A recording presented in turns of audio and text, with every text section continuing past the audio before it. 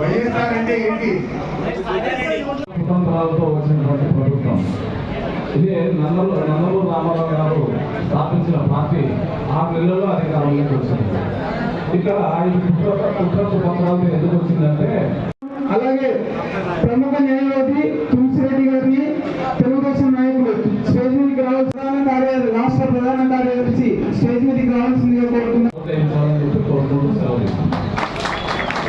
Nandyal parliament incharge అలాగే బ్రహ్మానందరెడ్డి మాజీ MLA Poturaju Ravikumar.